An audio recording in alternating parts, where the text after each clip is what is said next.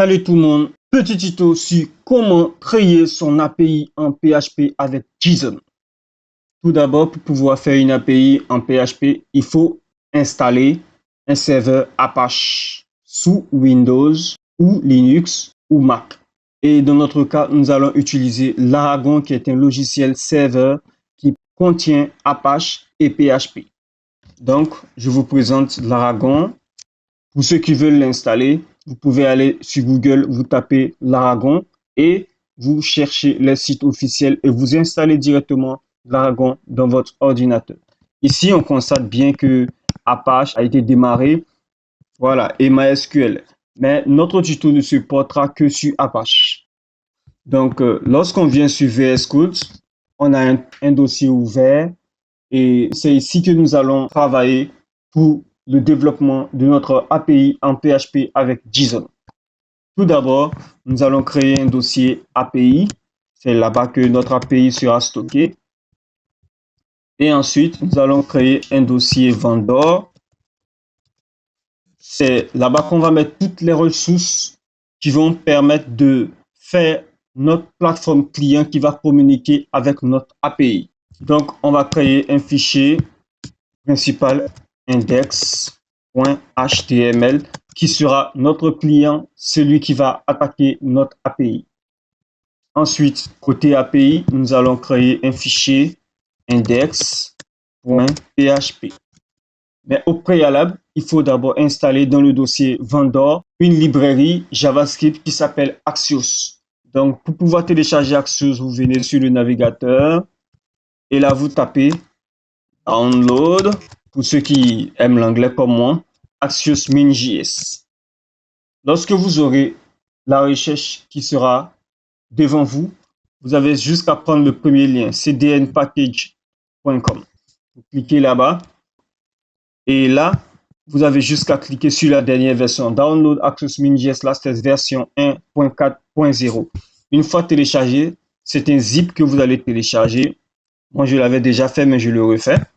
Et là, vous prenez ce dossier que vous allez extraire. Une fois qu'il est extrait, vous rentrez dans le dossier, vous copiez juste les fichiers qui sont à l'intérieur, Axios min.js, et vous allez le déplacer dans votre répertoire de projet. Donc, on va aller dans là, là, et là. Une fois qu'on est ici, on va le mettre dans le dossier vendor. On le colle. Voilà. Une fois que cela est fait, on va revenir dans notre projet API. Et là, on va commencer le développement de notre API. Dans le fichier index.php, nous allons d'abord commencer par mettre ce qu'il faut pour pouvoir indiquer que notre fichier est un fichier PHP. Ensuite,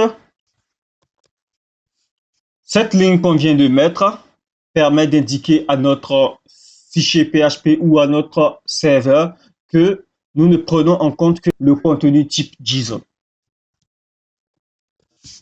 Ensuite, cette ligne de code permet de dire à notre API que si il reçoit une requête en poste, alors il n'y a pas de problème. Mais c'est lorsqu'il ne reçoit pas de requête en poste qu'on doit gérer comme une exception ou une erreur de la part de celui qui attaque notre API.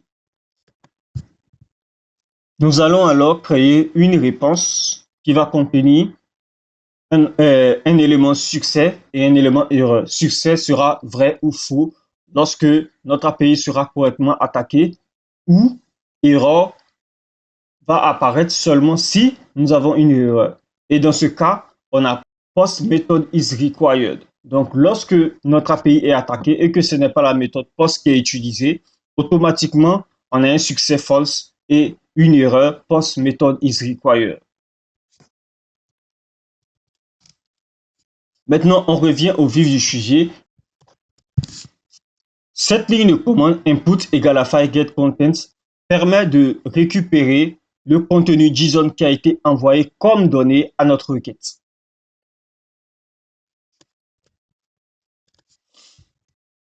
Alors, on fera data égale à JSON encode de input pour pouvoir transformer ces données JSON en contenu tableau qui sera facilement traitable par notre API. Ensuite, nous allons vérifier est-ce que notre contenu JSON a été correctement transformé en objet ou pas. Dans le cas où il a été correctement transformé en objet ou en tableau, alors nous allons traiter notre requête. Sinon, nous allons faire une exception ou une erreur à afficher. Dans ce cas aussi, nous allons faire response success false, error JSON content is required. Dans ce cas, c'est parce que le contenu n'est pas du JSON ou le JSON est endommagé. Donc, on fait exit JSON encode response. Dans notre cas aussi, au niveau de méthode is required, on doit ajouter exit JSON encode response. Voilà. Donc, dans le cas où notre transformation de JSON à tableau s'est bien passé, pour notre test ici, nous allons juste envoyer une réponse au client avec un succès true, qui est succès vrai, et une donnée qui sera API Communication is successful with data. Et nous allons renvoyer les données qui ont été au préalable envoyées par la requête en contenu JSON. Donc, on va faire JSON encode cette fois-ci et non decode pour pouvoir transformer les données qui ont été traitées en JSON texte. Alors, notre API vient d'être terminée. Nous allons passer au côté client qui va communiquer avec notre API JSON. Alors, dans notre côté HTML, nous allons écrire HTML5 pour avoir un bref aperçu de ce qu'est une page HTML rapidement, sans trop coder, avec VS Code. Nous allons changer quelques petites informations. Maintenant, on vient au niveau du body. Nous allons mettre une en tête My API Projet 1. Ensuite, un bouton qui va s'appeler Test My API. Ensuite, on aura une petite en tête API Response en H5 de préférence, juste pour tester. Voilà.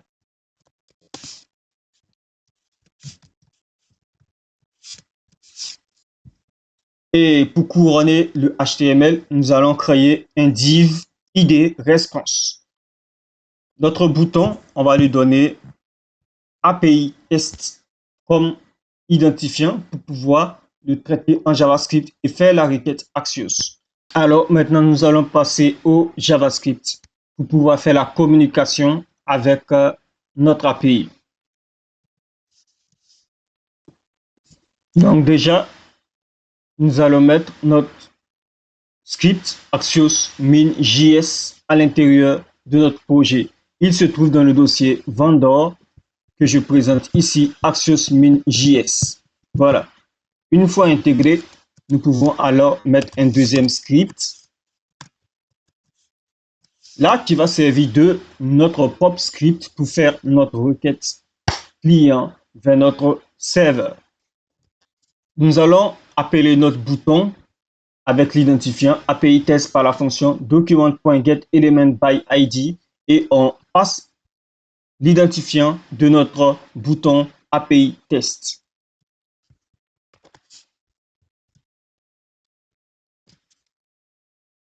Ensuite, nous allons faire un événement sur notre bouton pour que lorsqu'on clique sur notre bouton, cela appelle notre requête vers le backend ou vers notre API pour communiquer avec nos ressources serveurs.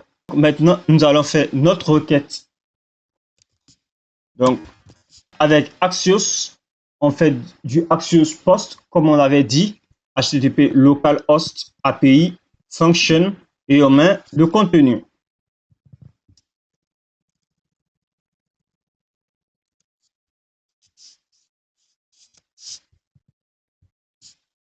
Dans le when, c'est lorsque notre API aura été attaqué correctement qu'il répondra là-bas. Ensuite, dans le catch, c'est lorsqu'il y aura une exception, c'est-à-dire peut-être une erreur de connexion ou une erreur de formulation de la requête.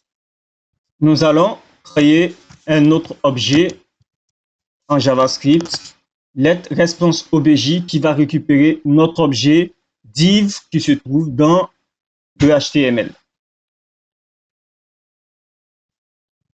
Ensuite, on vient au niveau de notre réponse API.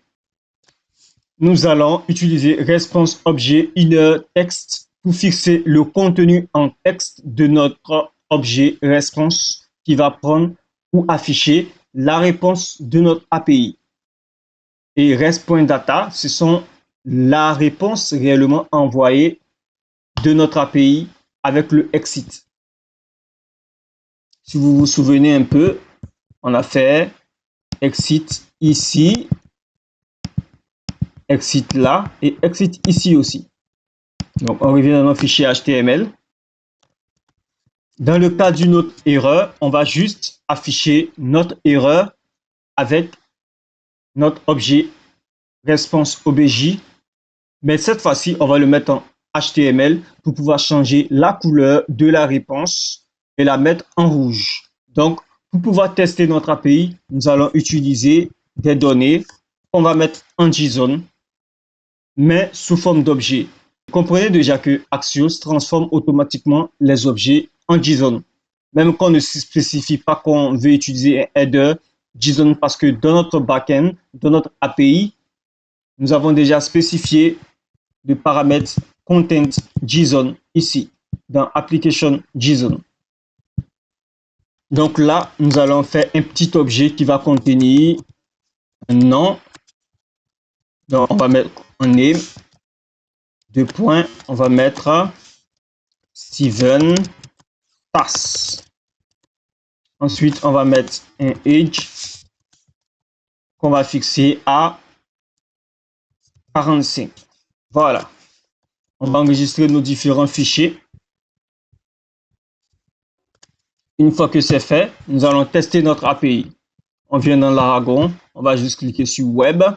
Et voilà, notre projet a été chargé dans le navigateur avec titre My API Test, My API Projet 1, Test My API et API Response. Donc, nous allons cliquer sur le bouton Test My API pour voir qu'est-ce que notre API va nous répondre en fonction de ce qui a été mis dans notre projet. Donc, lorsqu'on clique sur My API Test, on a Success True, Data, API Communication is successful with name, Steven Tass et age 45. C'est le premier type de réponse que notre API nous donne.